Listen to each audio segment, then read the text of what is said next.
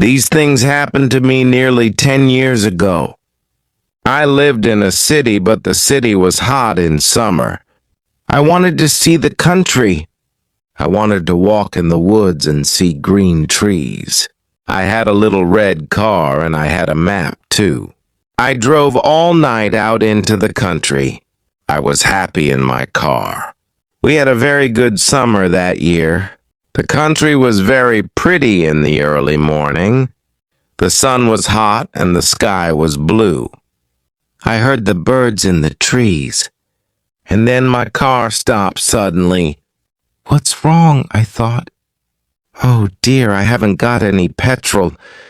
Now I'll have to walk. I'll have to find a town and buy some petrol. But where am I? I looked at the map. I wasn't near a town. I was lost in the country. And then I saw the girl. She walked down the road with flowers in her hand. She wore a long dress and her hair was long too.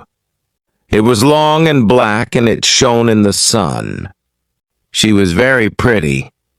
I wanted to speak to her, so I got out of the car. "Hello," I said. "I'm lost. Where am I?" She looked afraid, so I spoke quietly. "I haven't got any petrol," I said. "Where can I find some?"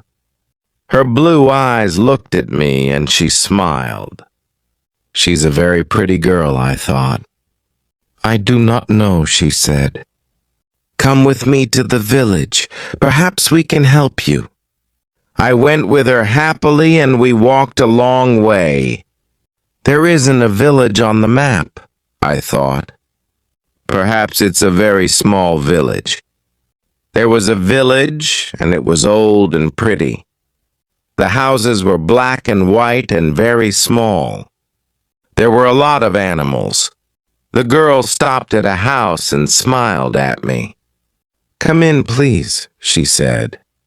I went in. The house was very clean, but it was strange, too. There was a fire and some food above it. I felt hungry then. That's strange, I thought. They cook their food over a wood fire. Perhaps they have no money. I met her father and mother and I liked them. They were nice people, but their clothes were strange. "Sit down," said the old man. "Are you thirsty after your walk?" He gave me a drink and I said, "Thank you." But the drink was strange too. It was dark brown and very strong. I didn't understand, but I was happy there. I asked about petrol, but the old man didn't understand. "Petrol?" he asked. "What is that?" This is strange, I thought. Then I asked, "Do you walk everywhere?" The old man smiled. "Oh no, we use horses," he said. "Horses," I thought. "Horses are very slow. Why don't they have cars?" But I didn't say that to the old man. I felt happy there. I stayed all day, and I ate dinner with them that evening. Then the girl and I went out into the garden. The girl's name was Mary. "This is nice," she said. "We like having visitors. We do not see many people here." We spoke happily. She was very beautiful. But after a time she began to talk quietly and her face was sad. "Why are you sad?" I asked her. "I cannot tell you," she said. "You are only a visitor here. We have to say goodbye tonight. You have to go now." I didn't understand. I loved her. I knew that. And I wanted to help her. Why did I have to go? But Mary said again in a sad voice, "You have to go. It is dangerous here." So I said, "I'll go to the next town and find some petrol, then I'll come back." She didn't speak. "I love you, Mary," I said, "and I'll come back to you. You won't stop me." She said goodbye to me at the door. Her face was very sad, and I was sad too. I didn't want to go. It was midnight. The night was very dark, but I walked and walked. I was very tired when I saw the lights of the town. I found some petrol, and then I asked the name of the village. But the man at the garage gave me a strange look. "What village?" he asked. I told him about the village. I told him about the old houses and the people with strange clothes. Again he gave me a strange look. He thought.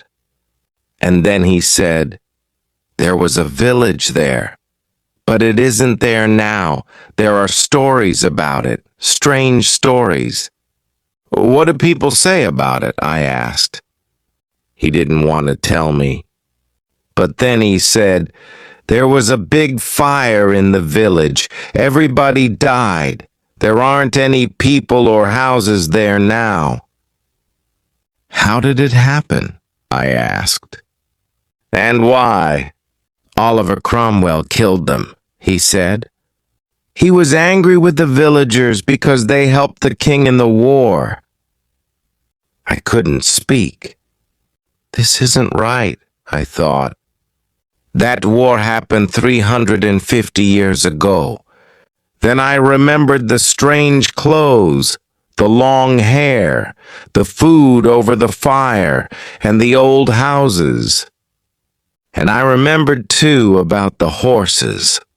"But I don't understand," I cried. "I saw the people in the village. I spoke to some people there." The man looked quickly at me, and then he spoke.